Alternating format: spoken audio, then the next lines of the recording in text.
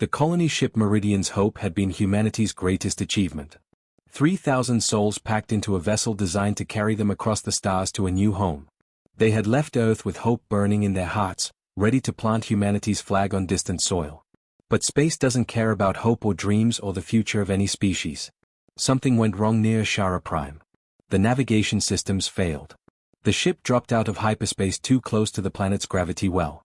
Within minutes, the mighty vessel was tearing itself apart as it plunged through the toxic atmosphere. Fire consumed the hull. Metal screamed. People died before they even knew what was happening. The crash scattered debris across 50 miles of crystalline desert. The impact was so violent that most of the wreckage buried itself deep beneath the sand. Emergency beacons flickered for a few hours before the planet's electromagnetic storms fried them completely. Within a day, silence fell over the crash site. Total, absolute silence. The Galactic Council's scavenger drones arrived 3 days later. These machines weren't rescue vehicles.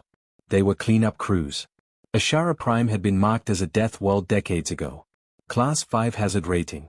Toxic atmosphere rich in sulfur compounds. Radiation levels that would cook most organic life within hours. Predators that made other planets' apex hunters look like house pets. Nobody survived on Ashara Prime. The drones were just there to confirm what everyone already knew. They swept through the wreckage methodically, their sensors probing every piece of twisted metal. Hull fragment. Check. Cryopod, occupant deceased. Check.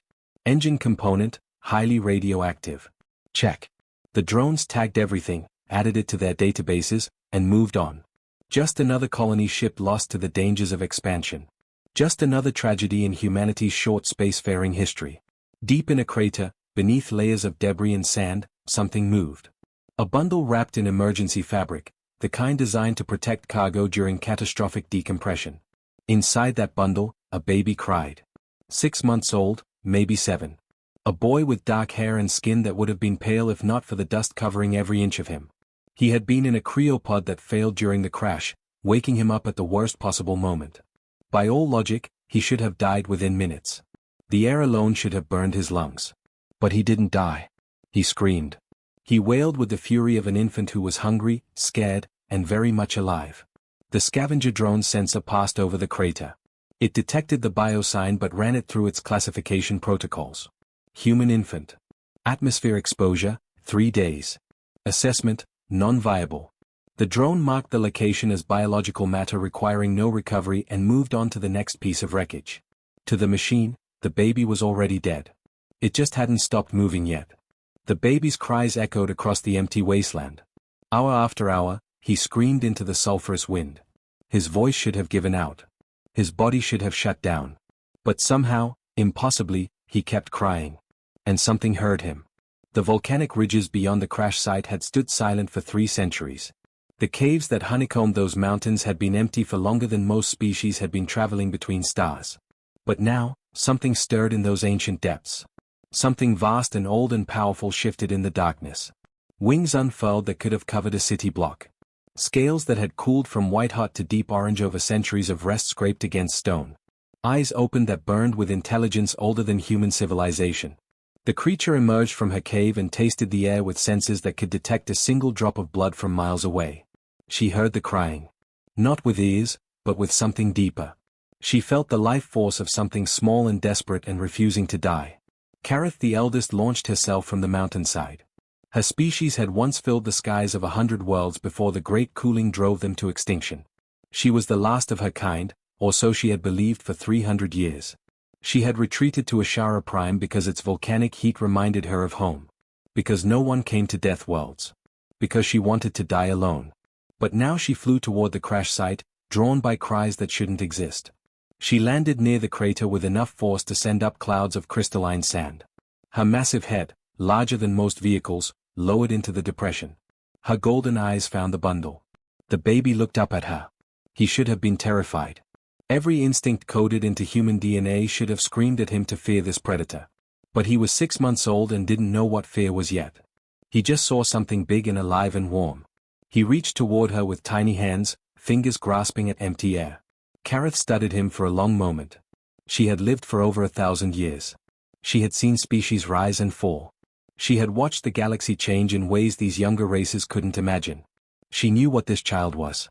She knew his kind were considered fragile, short-lived, unremarkable. She also knew determination when she saw it. This tiny creature had survived 3 days in conditions that killed trained soldiers in minutes. He hadn't given up. He was still fighting. The dragon made a decision that would change the galaxy forever. She carefully grasped the bundle in her claws, gentle despite their size, and lifted the baby from the crater. He stopped crying immediately, seeming to recognize safety when he felt it. Kareth spread her wings and carried the child toward her mountain home. Behind them, the scavenger drones finished their work and left Ashara Prime. Their report would list the Meridian's Hope disaster as total loss, all souls lost. No survivors. Case closed. They were wrong. One survivor remained. One human baby who refused to die. And the ancient dragon who decided he deserved a chance to live. 12 years passed on Ashara Prime, and nobody from the galaxy came back. Why would they? The planet was marked as forbidden territory. A death world where nothing could survive. The Galactic Council had bigger concerns than checking on empty wastelands. Humanity was still considered a junior species, barely allowed to explore beyond their safest colonies. The loss of the Meridian's Hope had only confirmed what many alien races already believed. Humans were too fragile for the frontier. But in the volcanic highlands, something impossible was happening. A boy ran across terrain that would require full environmental suits and military-grade equipment for any other human. His feet barely touched the superheated rocks as he bounded from one outcropping to another. His skin was bronzed deep by radiation that should have given him cancer 100 times over. His hair had turned white as ash, bleached by the toxic atmosphere he breathed like it was normal air. His name was Jake, though he had given himself that name from fragments of audio logs he had found in the wreckage years ago. He wore clothes stitched together from salvaged materials and armor plates made from shed dragon scales that were harder than most manufactured alloys. In his hands, he carried a spear tipped with volcanic glass and one of Kareth's fangs that she had given him when he turned 10. He was hunting. A magma stalker had been prowling too close to the nesting caves, and Kareth was getting old.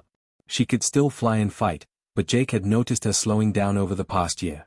So now he hunted the big prey. He provided for them both. The stalker was massive, easily the size of a small shuttlecraft. 6 legs ending in claws that could tear through metal. Armored hide that could shrug off most weapons. A mouth full of teeth designed to crush bone. It was an apex predator on a planet full of apex predators. Most military units would need heavy weapons and air support to take one down. Jake tracked it through a canyon, reading signs in the disturbed ash and scratches on the rocks. He moved with a speed that would have shocked any human observer. His reflexes were impossibly fast, his movements economical and precise. He had learned to hunt from the greatest predator in the galaxy, and those lessons had shaped him into something beyond ordinary human capability. The stalker detected him when he got close. It spun with surprising speed for something so large, mandibles clicking as it prepared to charge. Jake didn't run. He planted his feet and waited, spear held low. The creature charged, 6 legs churning up clouds of ash and dust. At the last possible second, Jake moved. Not away, but to the side and forward in a maneuver that put him inside the creature's reach. His spear came up in a precise thrust that found the gap between armor plates at the throat. The obsidian tip punched through scales and hide like they were paper. The stalker's momentum did the rest, driving the weapon deeper as Jake rolled away. The creature crashed to the ground, its roar turning into a gurgle. Jake stood and watched it die with neither satisfaction nor remorse. This was survival. This was life on Ashara Prime. Everything ate or was eaten. Everything fought or died. That was the only law that mattered here. He field-dressed the kill with practiced efficiency, taking the best meat and harvesting the armored plates. The rest he would leave for the scavengers. Nothing went to waste on this planet. By the time he was done, the sun was setting, turning the sky into sheets of orange and red that would have been beautiful if they weren't caused by atmospheric toxins. Kareth found him as he made his way back to the caves. She descended from the thermal currents she rode during the day, her massive wings creating gusts that kicked up spirals of ash. She landed beside him with the grace of something that had been flying for 1,000 years. Jake grinned up at her. He spoke in a language of growls and rumbles that he had learned from her. It wasn't words exactly, more like concepts and feelings transmitted through sound. He told her about the hunt, about the stalker's speed and strength, about the successful kill. Kareth responded in kind, her voice vibrating through his chest. She was proud. She was also worried, though she didn't say why. Jake had learned to read her moods over the years. Something was bothering her. They ate together that night in the main cave, cooking the meat over volcanic vents that provided steady heat. Jake had learned years ago that he could eat the meat raw if needed, but he preferred it cooked. Some human instincts remained despite everything else that had changed. As they ate, Kareth began to teach him as she did most nights. She would project images into his mind, memories from her long life. Tonight she showed him other worlds. Green planets with soft air and gentle rain. Cities that stretched toward the sky. Other species, hundreds of them, living and working together. Ships that traveled between stars. Jake watched these visions with fascination. He had seen the wreckage of his birth ship, had listened to audio logs and watched corrupted video files on salvaged datapads. He knew he came from somewhere else. He knew there were others like him out there. But it was abstract. Theoretical. This wasteland was the only home he really knew. Kareth showed him more. She showed him what she had seen in her youth. Wars between species. Empires rising and falling. She showed him humans, his people, as they were now. Protected. Sheltered. Living on carefully managed worlds where everything was safe and controlled. Then she showed him something else. Ships in orbit. Scanning. Searching. They had come back to Ashara Prime after all these years. They were looking for something. Resources maybe. Or just updating their surveys. But they were there, and sooner or later, they would detect the anomalies. The heat signatures from the caves. The unusual movement patterns. Signs of life where no life should exist. Jake understood what she was telling him. His isolation was ending. The galaxy was coming back, and everything was about to change. He looked at his hands, at the scars and calluses from 12 years of surviving in hell. He looked at Kareth, the only mother he had ever known. Whatever came next, they would face it together. He had survived the unsurvivable. He had grown strong in a place designed to kill. He was human, yes, but he was also something more now. Something the galaxy had never seen before. In orbit above, sensors continued their sweep, completely unaware that they were about to discover something that would change humanity's place in the galaxy forever. The Galactic Survey Corps vessel Quantified Mercy hung in orbit above Ashara Prime like a silent observer. It was a routine mission, the kind of assignment that junior crew members got stuck with. Map the planet's mineral deposits, update the hazard assessments, confirm that nothing had changed in the 12 years since the last survey. Boring work, but necessary. Junior xenobiologist Threll sat at his scanning station, idly watching data scroll across his screens. He was Kashari, a species with 4 arms and compound eyes that saw deeper into the spectrum than most races. He had taken this job hoping for excitement and discovery. Instead, he spent his days cataloging rock formations and atmospheric composition readings. Then something caught his attention. A thermal signature that didn't match the volcanic activity. He adjusted the sensors, narrowing the focus. There it was again. Patterns in the heat distribution that looked almost deliberate. Like something was using the volcanic vents for warmth, but in a controlled way. He dug deeper into the data. The megafauna populations were all wrong. The predator-prey ratios didn't make sense. Something was disrupting the normal patterns. And there, buried in the background noise, was something impossible. A biosignature that matched the database entry for human. Threll's primary hands froze over his console while his secondary hands pulled up historical records. The Meridian's Hope disaster. Total loss. All crew and colonists confirmed dead. But the signature was there, clear as day. Weak, but definitely human. He brought it to the captain, expecting to be dismissed. Sensor ghosts were common near volcanic worlds. But the captain was curious enough to authorize a landing party. Just a quick investigation. If they found something worth reporting, it would look good on everyone's record. If not, they would be back in orbit within a few hours. The survey team landed in a clearing about 2 miles from the strongest biosignature. Threll was part of the group, along with 4 security officers and a pilot. They wore full environmental suits because the atmosphere would kill them in minutes without protection. The radiation detectors on their suits clicked constantly, warning of exposure levels that were climbing toward dangerous. They hiked toward the coordinates, following a narrow canyon between volcanic ridges. The landscape looked like something from a nightmare. Jagged rocks, pools of bubbling chemicals, the skeletal remains of creatures that had died fighting each other. Nothing should live here. Nothing could live here. Then Threll saw him. A figure standing on an outcrop about 50 feet above them. At first, Threll thought it was a statue or maybe a trick of the light. But then it moved. The figure jumped down from the cliff, a drop that should have shattered bones. He landed in a crouch, absorbing the impact like it was nothing, and stood up. It was a human boy, maybe 12 or 13 years old.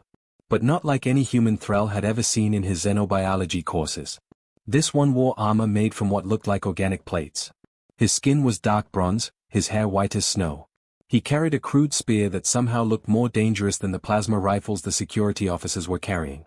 And he wasn't wearing any breathing equipment. He was breathing the toxic atmosphere like it was fresh air. The boy circled them slowly, his movements predatory and fluid. He was studying them the same way they were studying him. His eyes were sharp and intelligent, missing nothing. One of the security officers raised his weapon nervously, and the boy's stance shifted immediately into something ready for combat. Thrall quickly signaled everyone to lower their weapons. This was first contact protocol, sort of. He had never imagined using it with a human, but the principle was the same. Slow movements. Non-threatening posture. He held out his upper hands, palms forward, in what he hoped was a universal gesture of peace.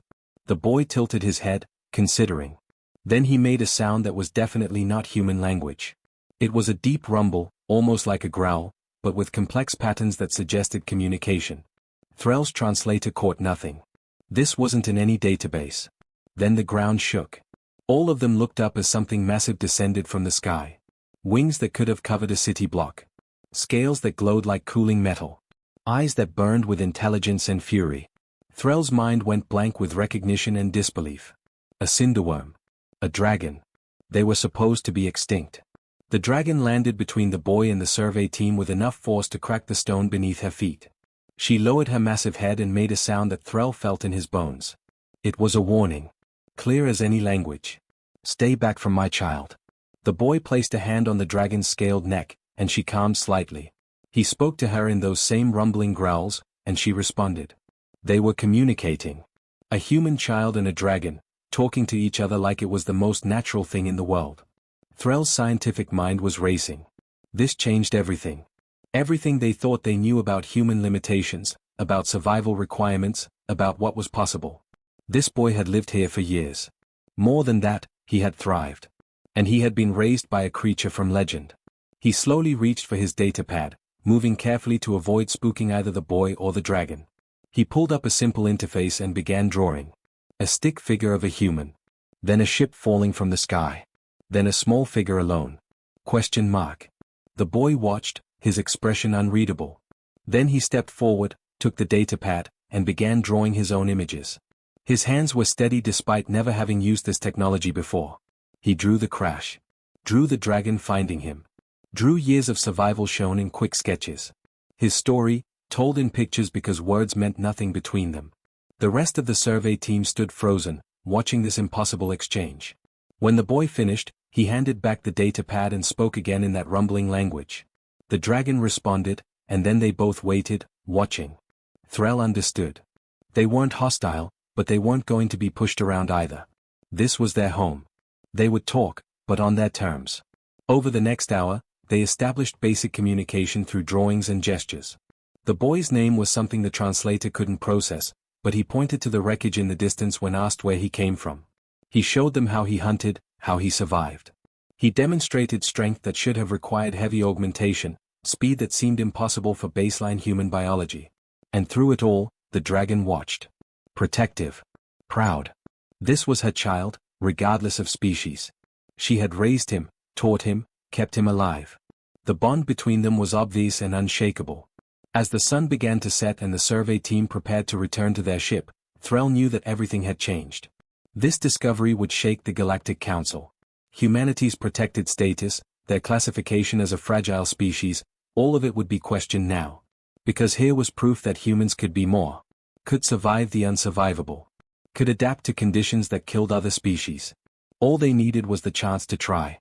The boy stood with his dragon mother and watched them leave. He didn't know it yet, but he had just become the most important human in the galaxy. The news spread through Council space faster than lightspeed communications could carry it. A human survivor on Ashara Prime.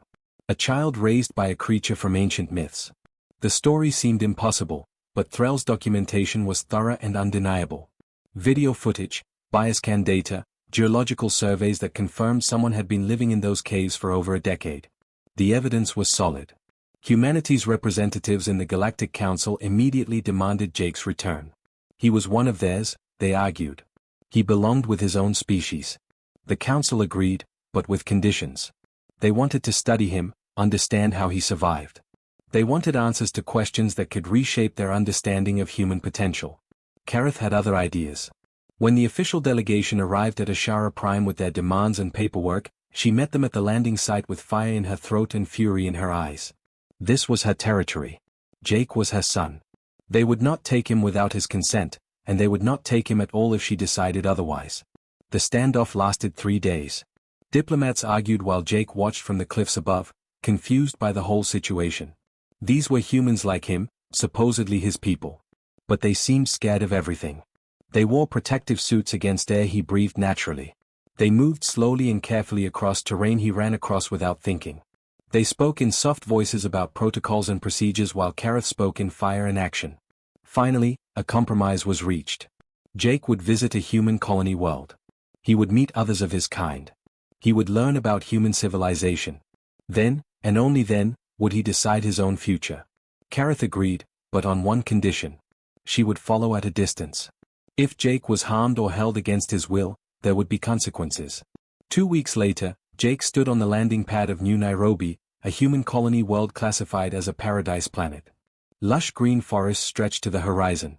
The air smelled sweet and clean. The gravity was lighter than Ashara Prime, making Jake feel like he might float away. The temperature was mild and comfortable, regulated by weather control systems. To Jake, it felt like drowning. The air was too thin. Each breath felt empty, like he wasn't getting enough oxygen even though the readings said the atmosphere was perfect for humans. The soft grass under his feet felt wrong. The gentle breeze seemed weak and pointless compared to the volcanic winds of home. But he tried. He really tried.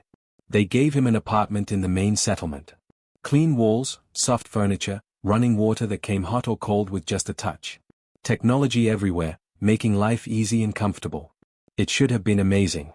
Instead, Jake kept all the windows open and slept on the floor because the bed felt too soft, too vulnerable. They introduced him to other human children his age. Kids who had grown up in safety and comfort. They tried to connect with him, asking about his favorite games and entertainment feeds. Jake didn't understand half of what they said. He tried to tell them about hunting magma stalkers and navigating by volcanic eruptions. They thought he was making up stories or exaggerating. One boy, trying to impress Jake, challenged him to a strength test at the local gym. Jake didn't understand what a gym was or why you would need a special place to exercise, but he went along. The boy bragged about his personal best on the lifting machine. 300 pounds, considered excellent for a human teenager. Jake looked at the machine, trying to understand how it worked. Then he just lifted it. The entire machine. Off the floor. With one hand. He wasn't trying to show off. He genuinely thought that was what he was supposed to do. The room went silent. Someone called security, thinking the machine must be broken or Jake was using illegal augmentation. The scientists were fascinated and wanted to run tests constantly. They took blood samples and tissue scans. They measured his bone density and muscle composition. They couldn't believe what they were seeing.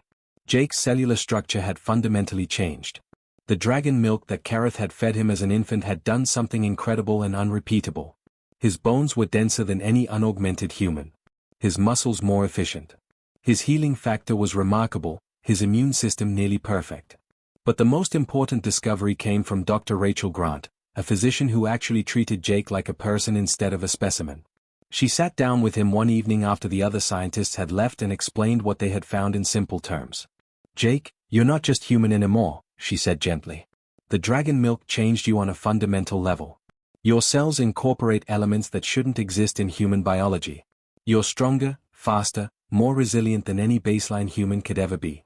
You're producing trace amounts of those same exotic compounds naturally now. Your body is sustaining the changes on its own."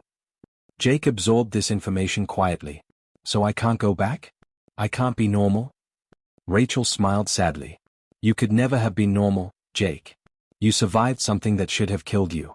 You were raised by the greatest predator in the known galaxy.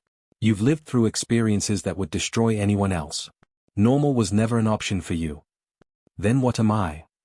Jake asked. "Something new. Something extraordinary. Something that shows what humans could become if we stopped playing it safe." The word stuck with him as the days passed. He attended diplomatic functions where politicians smiled at him and called him a miracle while their eyes calculated how to use him. He sat through presentations about humanity's place in the galaxy, about how they were working hard to earn respect from older species. He watched humans go about their comfortable, protected lives and felt more alien than he ever had on Ashara Prime. Only Rachel and Threll, who had stayed as Jake's advocate, treated him like an actual person. They didn't want to study him or use him. They just wanted to understand him and help him find his place. 3 months into his stay on New Nairobi, Jake stood on a balcony overlooking the settlement. The artificial lights blocked out most of the stars. The temperature-controlled air felt stale in his lungs. In the distance, he could see Kareth circling in the upper atmosphere, waiting. Always waiting. He made his decision then. This wasn't his world. These comfortable, protected humans weren't his people, not really. He had tried to fit in, tried to be what they wanted him to be. But he couldn't change what he was any more than Kareth could stop being a dragon. He was about to request transport back to Ashara Prime when the alarm started blaring. Red lights flashed across the settlement. Emergency broadcasts warned everyone to seek shelter immediately. The colony was under attack. Pirates had come to New Nairobi. And Jake was about to show the galaxy exactly what a human raised on a death world could really do. The Korthax Syndicate weren't ordinary pirates.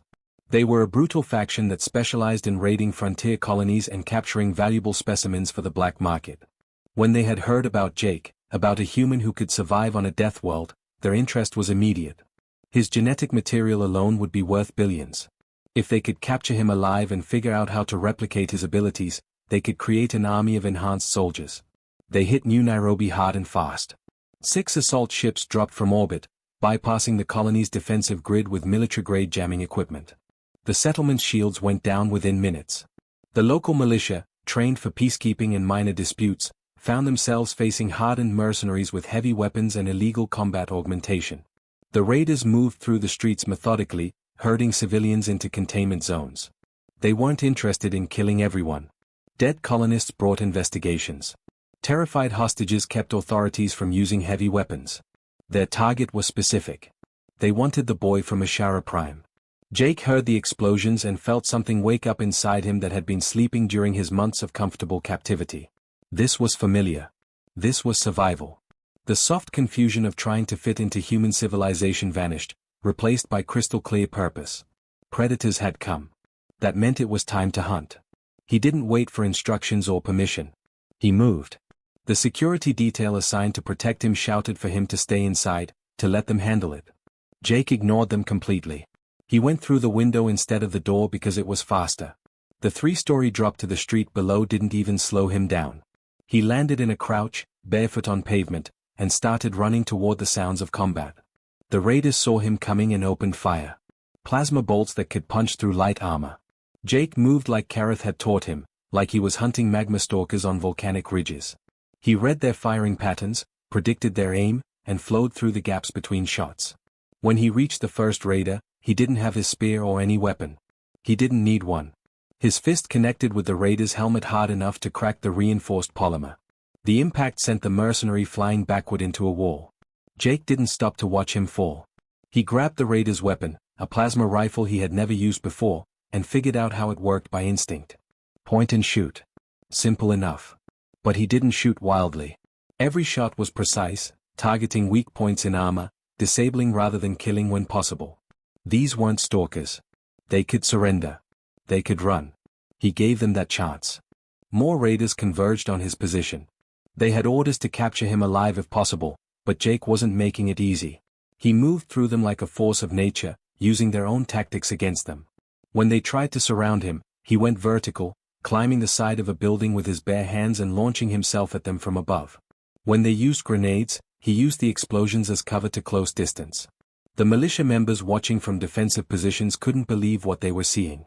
This was one unarmed teenager doing what their entire trained force couldn't manage. Some of them started following his lead, taking courage from his fearlessness. Then Jake did something that would be broadcast across the entire galaxy within hours. He tilted his head back and made a sound that no human throat should have been able to produce. A roar that was half human battle cry and half draconic call. The sound echoed across the settlement, primal and terrifying. Kareth heard it from orbit. Her son was calling for her. She folded her wings and dropped like a meteor, entering the atmosphere with enough force to create a sonic boom that shattered windows across the settlement.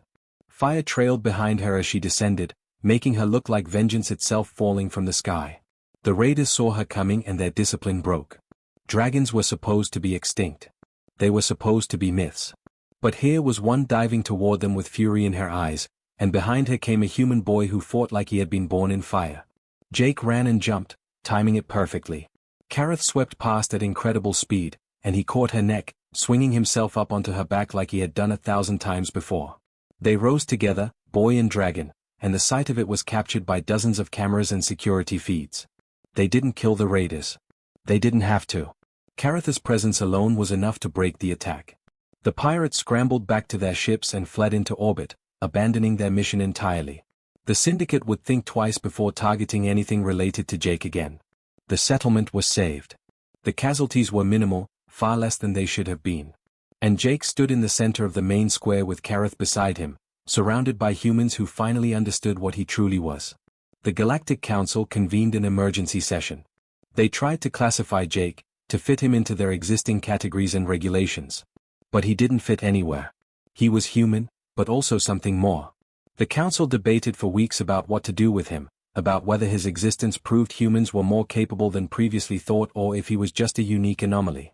Finally, they brought Jake himself to testify. He stood before representatives of 100 species and spoke in Galactic Common that Rachel had taught him, though his accent was rough and his word choices simple. "You want to know what I am?" Jake said. "I'm human. But I'm also proof that humans don't have to be weak.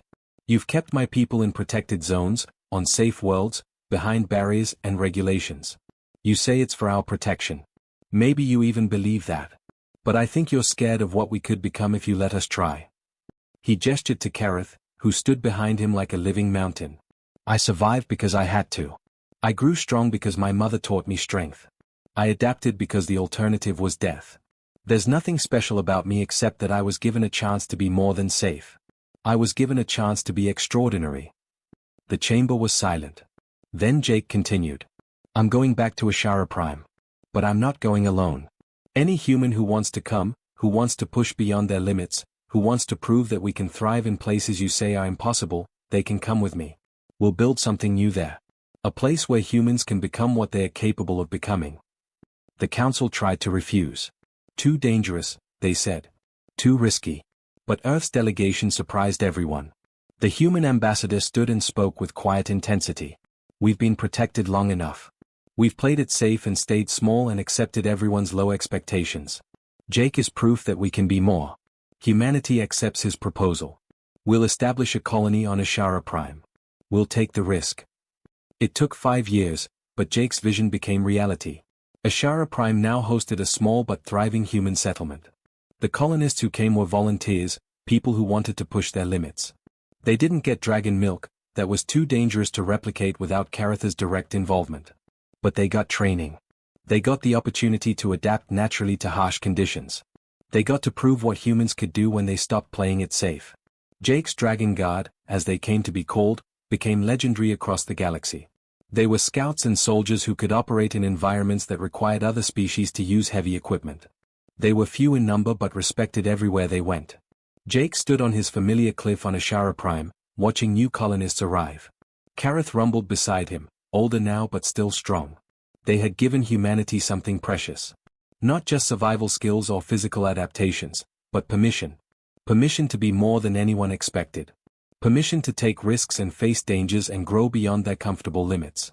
One abandoned child. One compassionate dragon. One choice that changed everything. Jake smiled as volcanic winds whipped his white hair. This wasteland was his home. These harsh conditions were his teacher.